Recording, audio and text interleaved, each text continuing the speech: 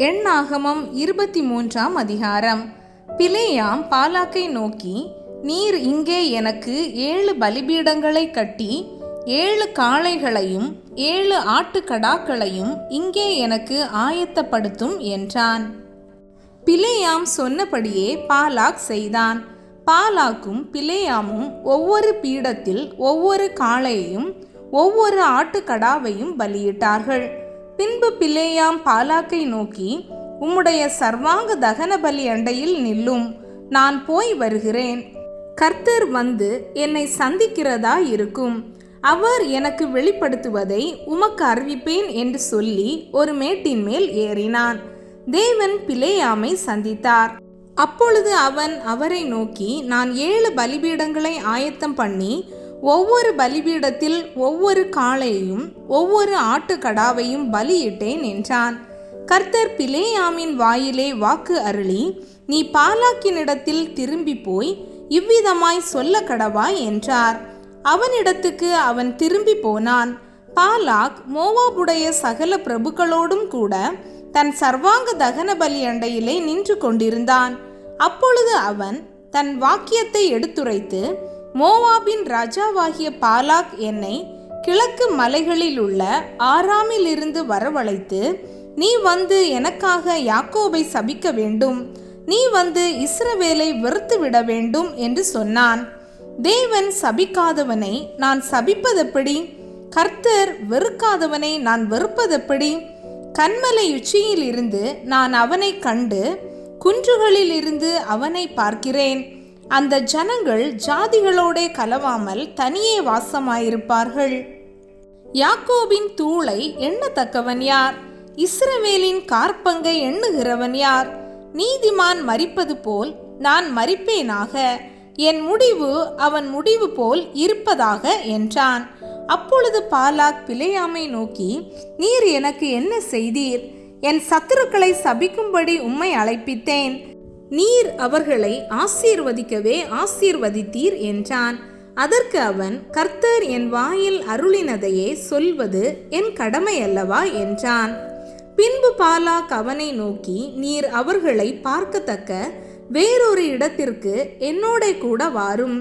அங்கே அவர்கள் எல்லாரையும் பாராமல் அவர்களுடைய கடைசி பாளையத்தை மாத்திரம் பார்ப்பீர். அங்கே இருந்து எனக்காக அவர்களை சபிக்க வேண்டும் என்று சொல்லி அவனை பிஸ்காவின் கொடுமுடியில் இருக்கிற சோப்பீமின் வெளியிலே அழைத்து கொண்டு போய் 7 பலிபீடங்களை கட்டி ஒவ்வொரு பீடத்தில் ஒவ்வொரு காளையையும் ஒவ்வொரு ஆட்டுக்கடாவையும் பலியிட்டான். அப்பொழுது பிலேயாம் பாலாக்கை நோக்கி, இங்கே உம்முடைய சர்வாங்க தகன பலியண்டையில் நில்லும், நான் அங்கே போய் கர்த்தரை சந்தித்து வருகிறேன் என்றான்.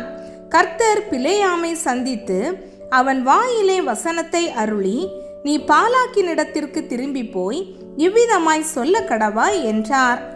அவனிடத்திற்கு அவன் வருகிற போது அவன் மோவாபின் பிரபுக்களோடும் கூட தன்னுடைய சர்வாங்க தகன பலி அண்டையிலே நின்று கொண்டிருந்தான். பாலாக் அவனை நோக்கி, கர்த்தர் என்ன சொன்னார் என்று கேட்டான்.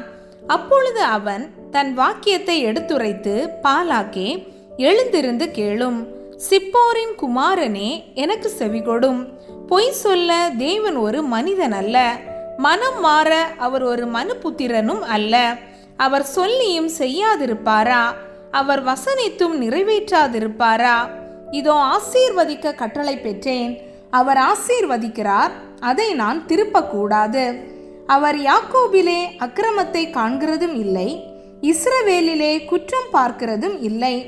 அவர்களுடைய தேவனாகிய கர்த்தர் அவர்களோடே இருக்கிறார். ராஜாவின் ஜெய கெம்பீரம் அவர்களுக்குள்ளே இருக்கிறது.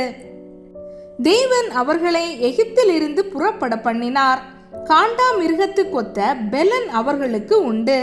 யாக்கோபுக்கு விரோதமான மந்திரவாதம் இல்லை, இஸ்ரவேலுக்கு விரோதமான குறி சொல்லுதலும் இல்லை. தேவன் என்னென்ன செய்தார் என்று கொஞ்ச காலத்திலே யாக்கோபையும் இஸ்ரவேலையும் குறித்து சொல்லப்படும். அந்த ஜனம் துஷ்ட சிங்கம் போல எழும்பும், பால சிங்கம் போல நிமிர்ந்து நிற்கும். அது தான் பிடித்த இரையை பட்சித்து வெற்றுண்டவர்களின் இரத்தத்தை குடிக்கும் மட்டும் படுத்துக் கொள்வதில்லை என்றான். அப்பொழுது பாலாக் பிலேயாமை நோக்கி, நீர் அவர்களை சபிக்கவும் வேண்டாம், அவர்களை ஆசீர்வதிக்கவும் வேண்டாம் என்றான். அதற்கு பிலேயாம் பாலாக்கை பார்த்து, கர்த்தர் சொல்லுகிறபடியெல்லாம் செய்வேன் என்று உம்மோடே நான் சொல்லவில்லையா என்றான். அப்பொழுது பாலாக் பிலேயாமை நோக்கி, வாரும், வேறொரு இடத்திற்கு உம்மை அழைத்து கொண்டு போகிறேன். நீர் அங்கே இருந்தாவது எனக்காக அவர்களை சபிக்கிறது தேவனுக்கு பிரியமாயிருக்கும் என்று சொல்லி அவனை எஷிமோனுக்கு எதிராயிருக்கிற பேயோரின் கொடுமுடிக்கு அழைத்து கொண்டு போனான். அப்பொழுது பிலேயாம் பாலாக்கை நோக்கி, இங்கே எனக்கு 7 பலிபீடங்களை கட்டி இங்கே எனக்கு 7 காளைகளையும் 7 ஆட்டுக்கடாக்களையும் ஆயத்தம் பண்ணும் என்றான். பிலேயாம் சொன்னபடி பாலாக் செய்து ஒவ்வொரு பீடத்தில் ஒவ்வொரு காளையையும் ஒவ்வொரு ஆட்டுக்கடாவையும் பலியிட்டான்.